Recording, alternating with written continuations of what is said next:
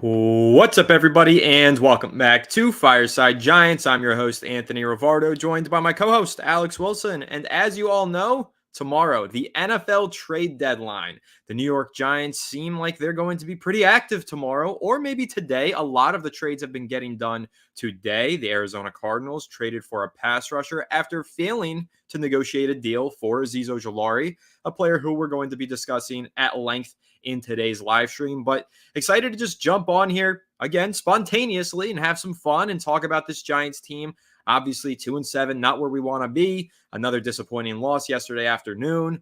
So, are the Giants going to be sellers at the deadline? Could they be buyers? Is that even a possibility? It's very unlikely. Could they just hold on to their assets? We're going to go ahead and discuss every little piece of information about the Giants and this trade deadline on this live stream and chat with all of you guys in the chat, like BotDog614, what's up? And Backs Attack, well, how are you doing? Happy to see everybody filtering into the chat here. But Alex, how are you doing today, my friend? How are you feeling? We've had a little bit more time to decompress after yesterday's loss. We were angry today, but not super angry. We kind of expected the loss. But how are you feeling as we barrel our way towards the trade deadline? I wish we were barreling our way towards the end of the season already. It's just torturous Sundays. Trade deadline tomorrow, guys. We know that the Arizona Cardinals just went and got Baron Browning, and they got a 6th-round pick, or they gave up a 6th-round pick for him.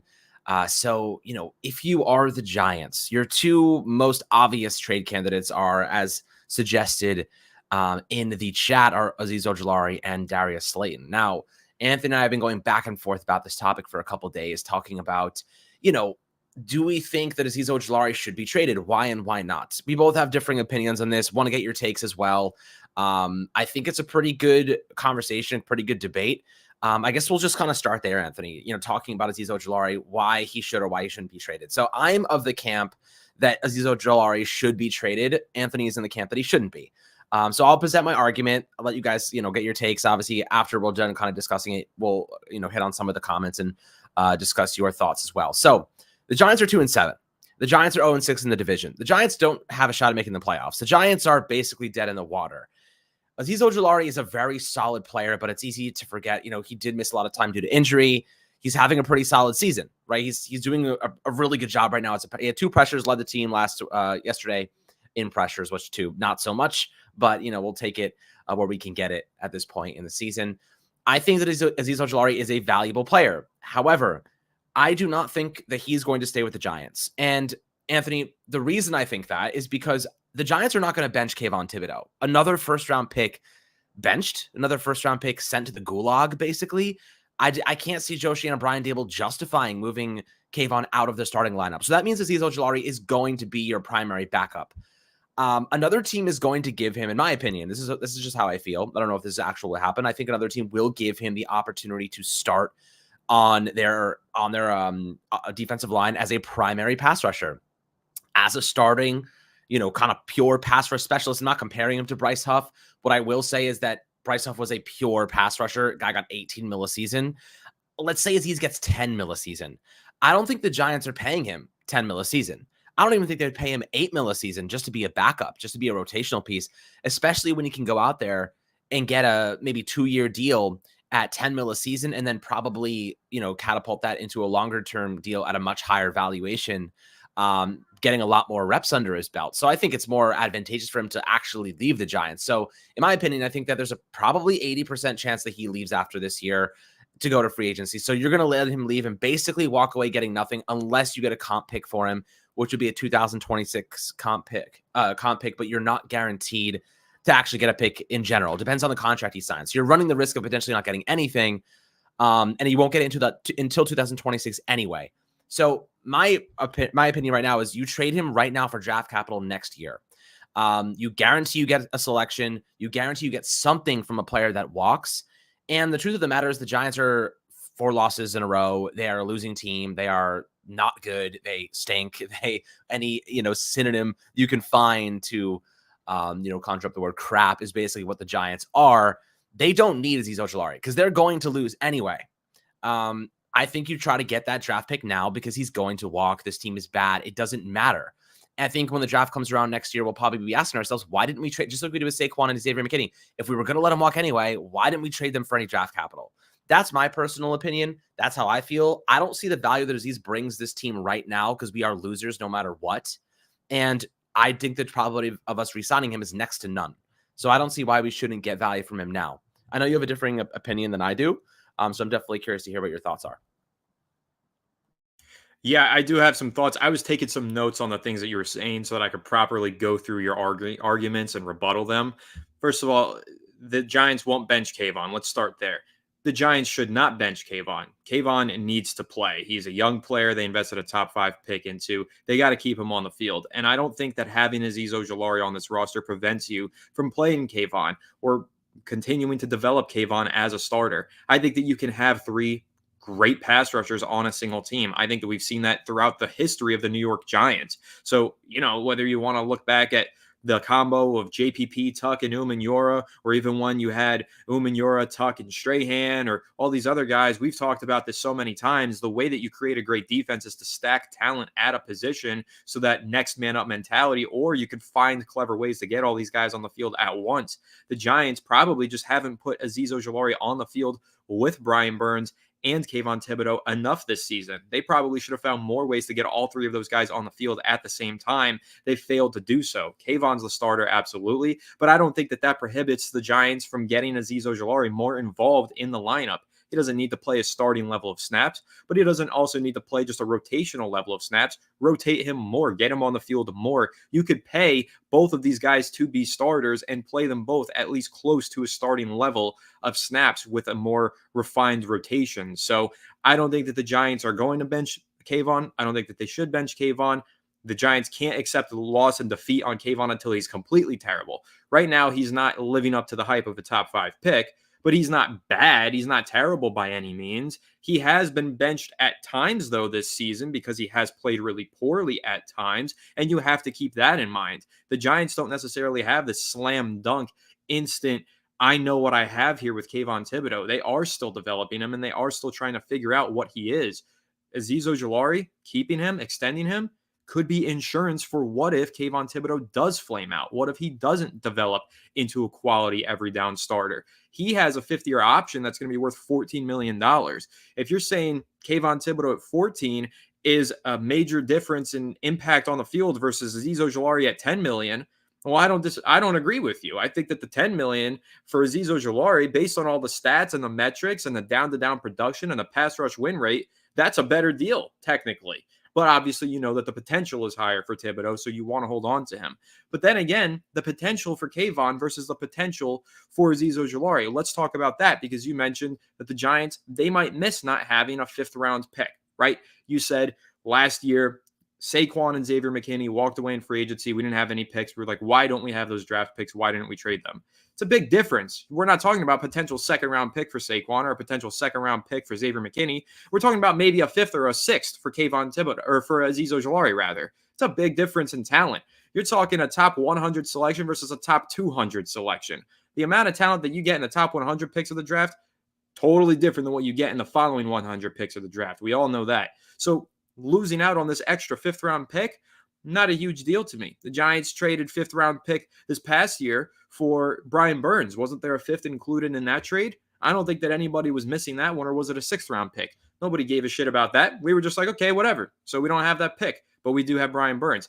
I'm not going to miss the fact that the Giants don't have an extra 5th-round pick if they choose not to trade a player in Azeez Ojulari who had 1st-round talent coming out of the draft. I think that's important to keep in mind. The Giants invested a 2nd-round draft pick into Azeez Ojulari, but he, by all stretch of the imagination, by every metric and every analyst profile, was a 1st-round talent. He fell into the 2nd round because there was a rumor about a knee injury that was later debunked. It was later proven to be false. He didn't actually have that knee injury. So the Giants got a 1st-round talent in the 2nd round. Trading away this 1st-round talent who has dealt with injuries and hasn't lived up to the potential of his 2nd-round billing necessarily for a 5th-round pick, that's just not great value matching the talent level of the player. And I get it. The Giants don't need Ojulari. They are a bad team. They're going to continue to lose whether he is on this team or not. But at the same time, they are dealing with some injuries at his position. Kayvon Thibodeaux is not even going to be ready to be activated this week. Will he be ready after the bye week? Maybe, not a guarantee.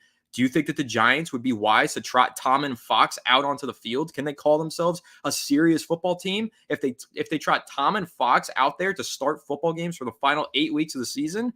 That's the most unserious thing that I've ever heard in my life. You can't be considering yourself a serious NFL franchise if you're throwing Tom and Fox into the goddamn starting lineup. I don't want to see any Daniel Tom Jones. and Fox. We're already not serious. I get it.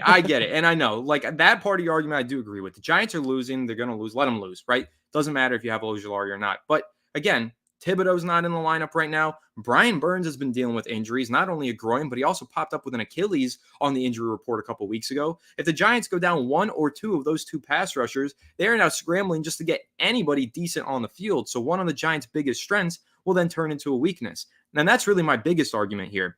The Giants can't be reluctant to pay this guy. They need to pay their good in-house talent. The problem with Xavier McKinney and Saquon Barkley walking away for nothing in free agency isn't the fact that the Giants didn't trade them. It's the fact that they let them walk away for nothing in free agency. This would be a better team if they had Xavier McKinney. And I love Tyler Nubin. I've praised Tyler Nubin. Great player. McKinney is a first-team All-Pro this year. Why didn't the Giants pay that talent? They let that talent walk away for no reason. That was the problem there. It would be the same problem if they let Azeez Ojulari walk away in free agency and didn't at least explore what his price tag might be. Because maybe it's not going to be as expensive as Xavier McKinney or Bryce Huff or any of these other big names. Maybe it comes in around a reasonable $8 million. I'm willing to pay $8 million for Azeez. I'm probably willing to go up to $10 million because you know what? Defensive line isn't a need for this team right now. Azeez Ojulari walks away in free agency, all of a sudden, it's a major need, and you probably need to spend probably a second or third round pick on the defensive line if you let Azeez Ojulari walk in free agency. So it's addition by subtraction here. Actually, it's subtraction by addition. It's the opposite because you're getting this fifth round pick for Azeez. That fifth round pick is not giving you the same amount of impact as Azeez Ojulari. So then you have to then invest either $5 million into a player of his caliber at least, or a second or third round pick. Think about how that's going to change everything else that you want to do with your roster this offseason, Alex. If we want to go into this draft, and obviously the first round pick, we want to be a quarterback. Second round pick, man, there might be a great wide receiver sitting there. Okay, well, now we can't take it because we're a little thin on the defensive line because we let Azeez Ojulari go. You're just going to open up a whole nother hole and a whole nother need to address in the offseason if you just allow Azeez Ojulari to walk away for a fifth-round pick. It's not good value for the talent of player that you have in Azeez. And the number one thing that the Giants can't do is be desperate. I get it. We are a desperate team. We're desperate to start winning some damn football games, right, Alex? I would do anything to see this team be a winning football team. Trading away Azeez for a fifth, that's not going to make you a winning football team, but it's going to make you look desperate to just not mess up again. I don't want to let somebody walk in free agency for no draft capital, so I got to trade him before he walks away for nothing. It's just a desperation move to me. It's not impactful. It doesn't move the needle. That extra fifth round pick, and this is where fans are going to go, well, we just drafted Tyrone Tracy in the fifth round. Yeah, and we drafted Erica Gray the year before, and we drafted Marcus McKethan the year before that. Fifth-round picks are hard to hit on. Yeah, we got Micah McFadden in the fifth a couple years ago. That was a good pick. Tyrone Tracy this past year. Look at the graveyard of fifth-round picks the years prior. Look at the graveyard of fifth-round picks in the 2024 NFL Draft alone. There are just so many misses in the fifth, sixth, seventh rounds. It's impossible to find a player of Azeez Ojulari's talent almost. Not impossible, but very improbable. I just don't agree with it. I don't think a fifth is worth it. If the Giants got offered a third, that I'll be open to. I could listen to that one. But if you're going down past the fourth round, you are talking about guys who probably spend their careers on practice squads or fourth, fifth string players. It's just not worth trading a true quality starting talent who makes your team better in the future and right now for a developmental practice squad player in the fifth round. So there's a lot I have to cover now. Okay, so I have a lot of counters to those points, and it's basically the one thing I come down to is the economic concept called opportunity cost. And that basically means when you spend let's say $10 million per season, and this is also assuming, by the way, that Ojulari wants to stay here. And if I'm Azeez Ojulari, and as you said, they are splitting reps with Kayvon and Azeez Ojulari, why would you want that if you're Azeez? I would go to a team that is going to give me every single down to play. Right? Why would you want to split time on by the way, a bad football team? a bad football team. If you could go to a better team, let's say a better football team has the money, they want to go get him, and they're contenders, and they're giving him the same amount of money with a chance to start, why would he not go there? Right? We don't know that a team wants to. No, we don't know the team looks at him as a starter. We don't know if anybody actually wants to make him a full-time starter. Well, I mean, the way that you're speaking, it sounds like that you think he's a starter. I don't think that he's a full-time starter. I think what he's proven this year is that he's a phenomenal backup rotational piece who can't do a full workload of starting snaps, because in the past when he's been very injured. This year, he hasn't been doing the full workload of starting snaps, and he's stayed healthy. He's only started a couple games this season. I don't think that he is a full-time starter for a team. I think that he's a very great fringe third pass rusher on a good football team. I think there will be a team out there, a bad team like the Carolina Panthers, that pay a player like him. But $10 million it's a drop in the bucket, realistically, for a starting edge rusher. That's not much to pay. But for the Giants, so the opportunity cost is what I wanted to get to, is that if you spend $10 million per season on Azeez Ojulari, you compromise your ability to address other positions, because you're still paying Daniel Jones, right, $19 million next season. You could spread the money out a little bit. You can clear a little bit more money. You could restructure some contracts, which you preferably don't want to do. But I'll ask this, Anthony. If the difference between, let's say, the $10 million you give Azeez Ojulari compromises your ability to go out and sign a player like DJ Reed to fill cornerback alongside Deontay Banks, what would you rather do? Would you rather have Azeez as a rotational pass rusher, or would you rather have DJ Reed? Because that money does impact the ability to sign players like that. So what would your kind of decision be? Rather have Azeez, or would you rather? I know it's all just like crazy theoretical concepts here, and we're just talking about what ifs. It all really is what ifs at the end of the day until we know what happens tomorrow. But if that money will influence the ability to sign a legitimate cornerback that can lock down your secondary, you now have Deontay Banks, DJ Reed, who can be a CB1, and Andrew Phillips, who we love a lot. And you still have Kayvon and Ojulari. Maybe you draft a pass rusher in the second round as making next to nothing. That sounds like a decent alternative to me, if he's going to walk anyway. But again, that's my point. By letting him walk or trading him for a fifth, you now have to invest a third or better to replace him. And I get what you're saying. I want to sign DJ Reed too. I want to sign a true number one cornerback. That would be phenomenal. First of all, we don't even know if DJ Reed is going to hit the market. Second of all, we don't know if there are going to be any true number one cornerbacks on the market. So I get that we don't know a lot of things. All this is hypotheticals, and I understand and I recognize that. But when you're talking about trading away a player for a fifth, I get the opportunity cost argument, and I get that you want to have some money and you don't want to invest it into a third edge rusher. You want to be able to invest it in a starting cornerback. That makes sense. But at the same time, Azeez is a third edge rusher until he's not. This is not the first time that Kayvon Thibodeau has been injured. And in fact, Brian Burns has been injured in the past in his career as well. The Giants, this is what good football teams do. Good football teams draft at positions of strength. They don't draft at positions of need and positions of weakness. This is the number one thing, Alex, that I always criticize Joe Schoen for. Love his drafting, think he finds some great talent, but it's all talent at positions of need. It's these players that he drafts that need to step in here and make an immediate impact. He's only drafting these players because there's a massive hole in the roster, so he's trying to plug it up as quickly as he can. That's not the right way to draft. The Giants have done a good job of finding talent with this strategy so far, but it's also caused them to have a lot of depth problems all over the place. You can't just draft for need every single year, because that's how you have depth problems, because you can't bank on each draft pick to pan out. So if the Giants let Azeez walk away and they're like, well, we'll just replace him in the draft, how do you know that you will? How do you know that you're going to get a player that actually is quality and does replace him? You don't know that. So when you have a proven commodity, you have a good player, keep the good player. It's like the fifth round pick can be anything. It could even be Azeez Ojulari. But it could also be Marcus McKethan or Shane Lemieux. Those are fifth-round picks. So I think when you have something and you know what you have, you keep what you have. And that was the argument that I made about Xavier McKinney. The Giants knew that they had a great player. They should have kept him. I still stand by that. You shouldn't be drafting for need, and you shouldn't be opening up holes on your roster because you know that you can draft at that need and fill that need later in the draft. That's the wrong way to do it. Like, look at these teams. For example, it's not the best example right now because they're losing a lot of games, but over the last 10 years, the Dallas Cowboys have been a perennial playoff team.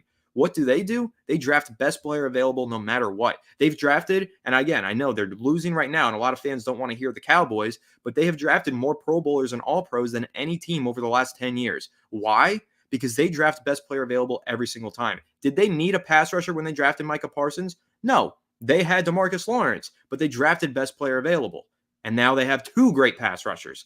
Did they need CeeDee Lamb when they drafted him? No. They had Amari Cooper, but then they had 2 great receivers. And then they ended up trading one later because CeeDee Lamb developed into a superstar.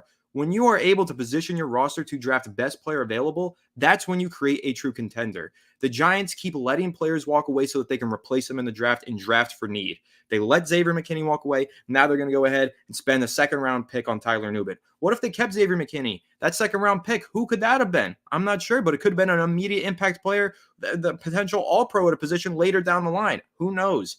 But the Giants just keep letting guys go, and then they just say, we'll replace them in the draft. I don't think it's a guarantee that you're going to replace Azeez Ojulari so easily with a draft pick. And even if you are, once again, you are just sending a guy out to replace him with another 2nd-round draft pick, premium draft capital on a position that you created as a need, even though it was a strength 6 months ago. Sure.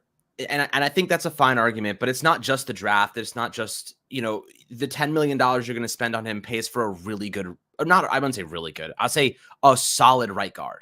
Solid right guard. A John Runyon, basically, is what he pays for.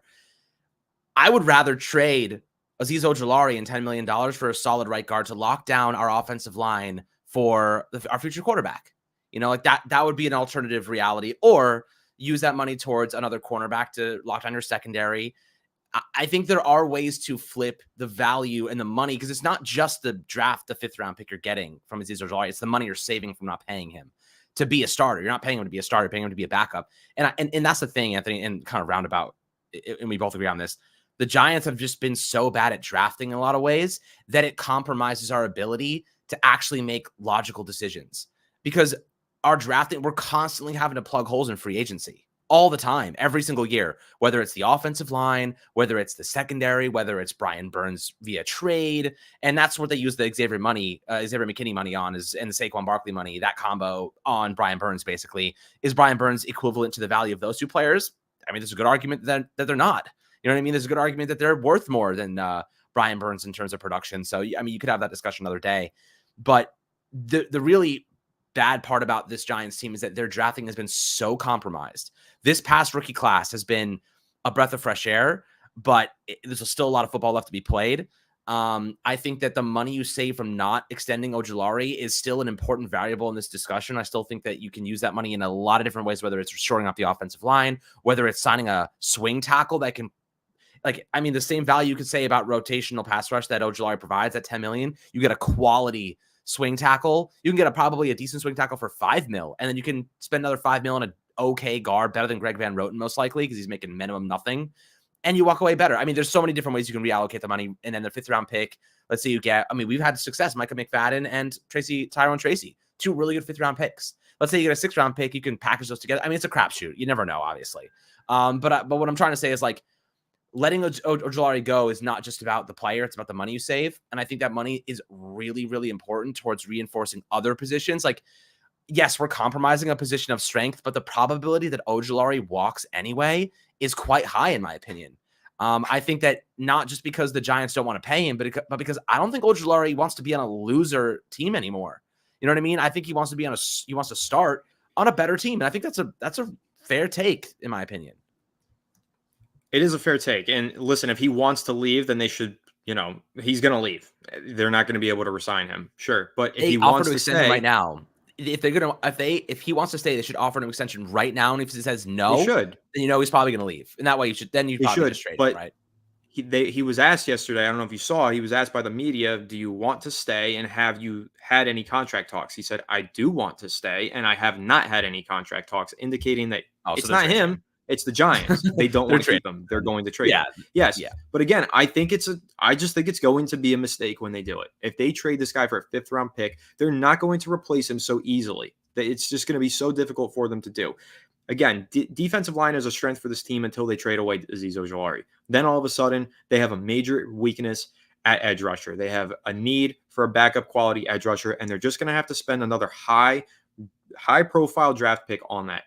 Alex, the better argument here, in my opinion, to the opportunity cost and to the allocation of funding, you spend that money on that proven commodity. You know that you have a good pass rusher, so you pay him. And then you take one of those second round picks. Now you don't have to spend it on an edge rusher or a defensive lineman. Now you can get it on a quality controlled top tier wide receiver or something. You can use that and actually take advantage of the rookie contract value that we talk about all the time. We always talk about, imagine if the Giants had two great wide receivers on cost controlled contracts. Like, look at the Chargers. I love my Chargers, Alex. They got Quentin Johnston and Lad McConkey on rookie contracts. They have two great receivers for the next 4 years locked up on value deals. The Giants have one. They've got Malik Neighbors.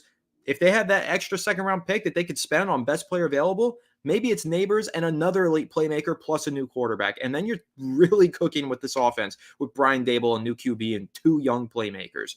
Or it could just be another pass rusher that they reach on in the second round because they desperately need one because they chose not to pay Azeez Ojulari. That's the argument that I'm making. You could just pay the players that you have. That way, you're not forced to draft certain positions. And when you do that, when you reach on certain positions, when you're forced to draft for need, that's when you miss on draft picks. That's when you're more likely to reach on a talent that's not worthy of being drafted where you're drafting them. And again, I get the argument. Tyrone Tracy in the 5th, Micah McFadden in the 5th, but the counter argument is Shane Lemieux in the 5th, Marcus McKetton in the 5th. There's so many misses that happen in those late drafts. It's so hard to hit on those mid to late round draft picks. I'd rather just pay what I have, know what I have, use the draft capital to take the best player available, not force myself to have to draft a specific position of need. Again, while it's a strength here, 6 months from now, you're going to make it a weakness. I wouldn't. I think that the Giants, rather than trying to trade as Ojulari at the deadline, they should be on the phone with him. They should have him in the building. They should be trying to extend him on a value contract, 2-year deal worth $16 million. Alex, you say no to that? I say absolutely. If that were the deal, a 2-year bridge deal worth around 16 to 20 million, I'm paying that. I'm backloading it because the Giants don't have any money tied up in 2026, and I'm giving him that contract, and I'm ensuring that if Brian Burns or Kayvon Thibodeau get hurt, I've got a capable, quality player who could step right in. Or I got a player who could step into this defense with Brian Burns and Kayvon Thibodeau and continue to make a significant impact on an every game basis. I think that it is so important to have quality players at a position, depth, stack talent on top of each other, and not just create holes on your roster when you've already got a strength there. Yeah, so I think my like final thoughts on this is that my stance remains kind of slightly changed in the way that how I would reallocate the money that I'd pay to Azeez Ojulari, assuming that the Giants go and get a quarterback next year in the draft, right? Let's say it's Cam Ward because we would all love that, right? Let's get Cam Ward. The most important thing, in my opinion, and I think you would probably agree, to the development of a young quarterback is protecting them, right? Pass protection, making sure that they are in a good situation, that they have depth on the offensive line, quality starters, and for the most part, just protected through the pass, have good run blockers, and an offense that can operate at a relatively high level as a rookie, right? That's the most important thing for starting off on a good note. The money that I would use for Azeez Ojulari is quite simple. I'd go out and get a good right guard, a John Runyan caliber right guard. If there is one, there's always some underrated players, so I'd have to look at who's a free agent. But I would take that money and allocate it to the offensive line. Any left over, I would find a swing tackle. Like a Matt Parrott would have been a solid backup tackle. Obviously, another draft pick the Giants had go on to play better elsewhere. But the truth is like I'm reallocating everything I have towards reinforcing this offense, and then the leftover money. I mean, Daniel Jones being cut, you save 20 mil there. I'm going out and getting the best cornerback I possibly can, and I'm drafting a pass rusher in the second round. Yeah, it's a little bit unorthodox because you're letting a pass rusher go and you're swapping it, but you're paying next to nothing for a second round pass rusher, which is what I'm going here. And you have to have conviction in your coaching staff on the defensive side to develop a young pass rusher that can step in and become that. There's always a guy that drops, right? Azeez was that guy that dropped. There's always somebody. Sure. That's how I'd reallocate the money.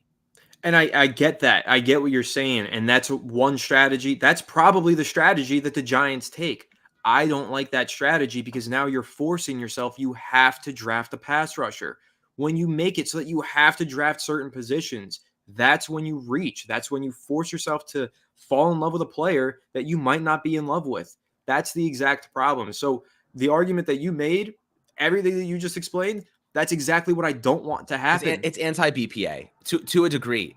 However, you're slightly drafting for BPA anyway because you have other needs you have to address, whether it's the secondary or the offensive line, right? Like you're going to have to pick one of those two positions realistically, right?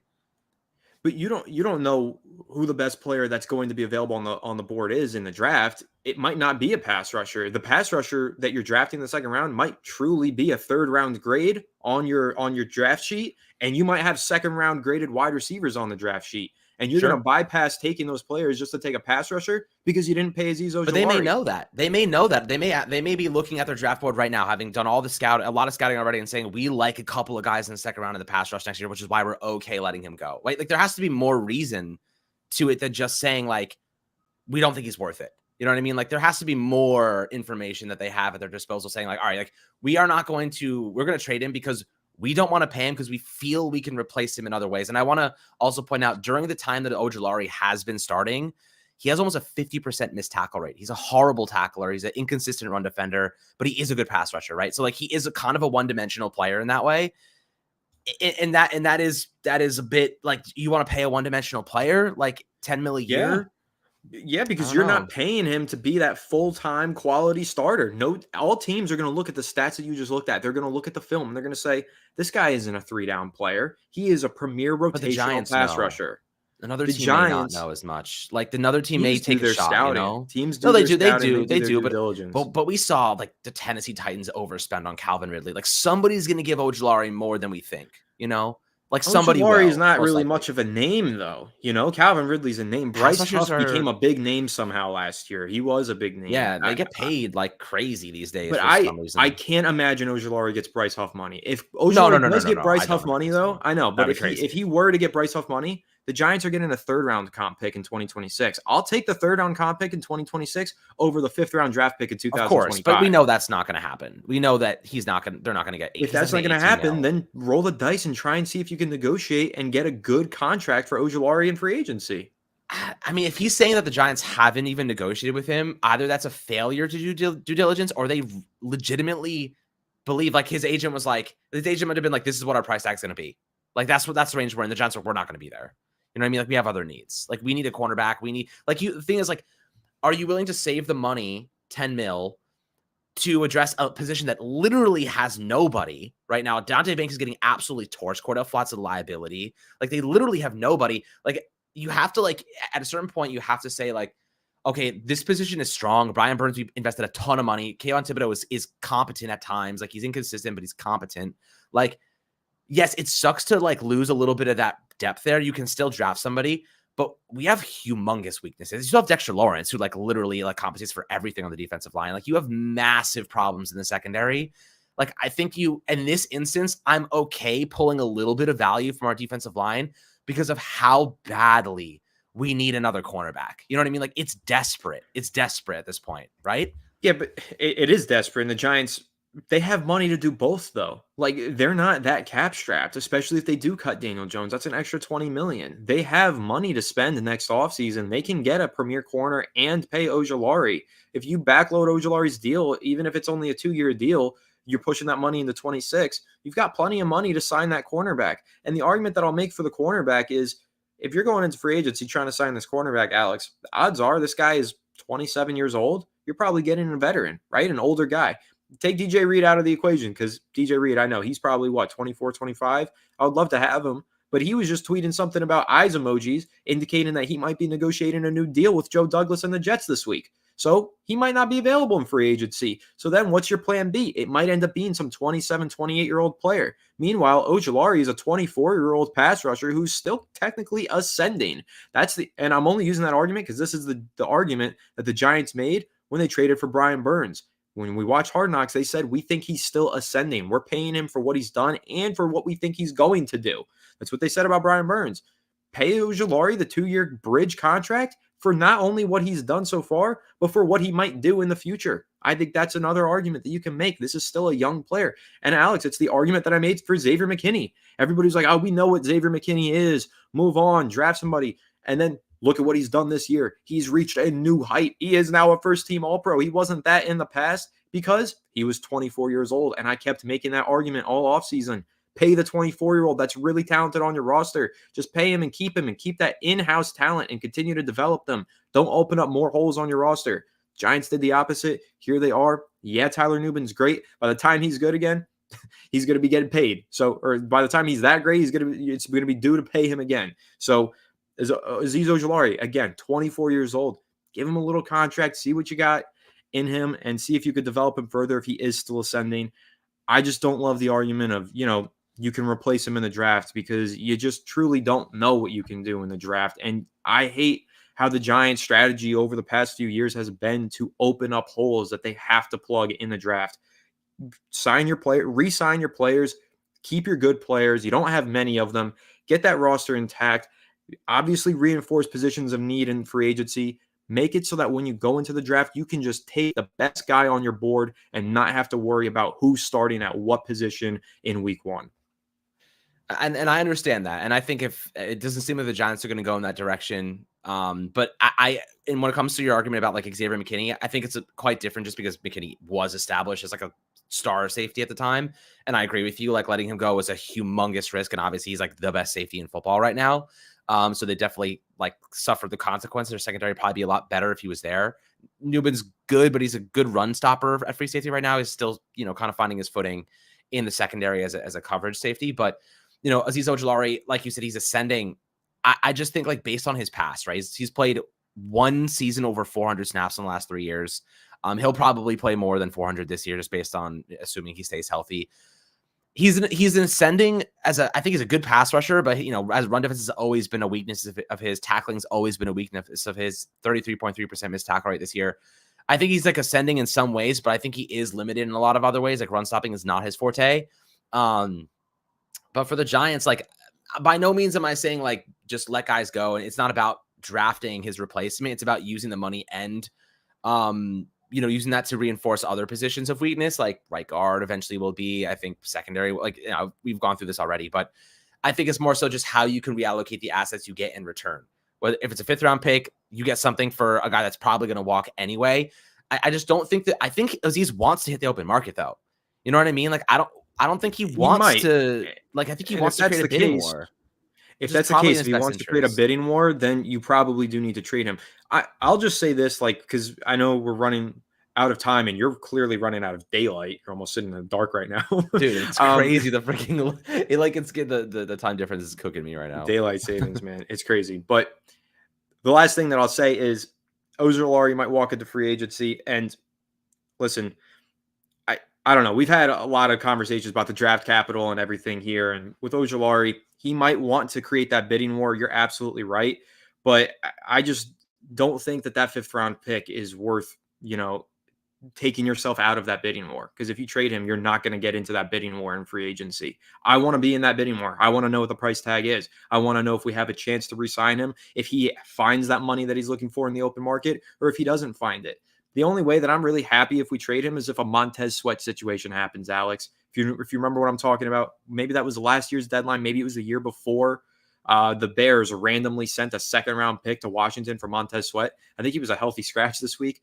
If that happens, if the Giants get randomly a 3rd or 2nd round pick for Ojulari, yeah, you take it and you run away and you say good day.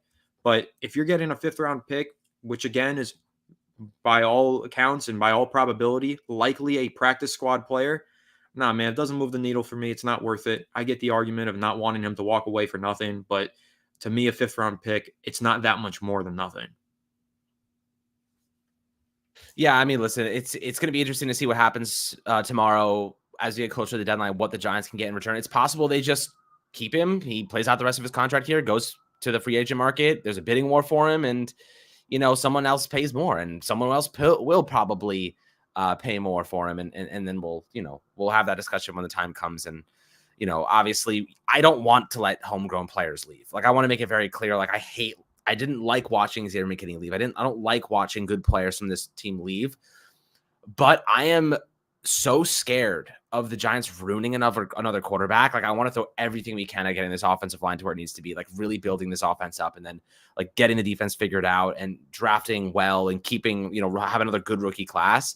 Whatever money we can get to reinforce the offense is like what I'm most focused on right now for this new rookie guy that's going to be coming in and, obviously Brian Dable's going to have his hands full with that. So it's going to be fun. It's going to be a really exciting offseason in terms of like what they do. Tomorrow will be interesting. If we didn't even talk about Darius Slayton.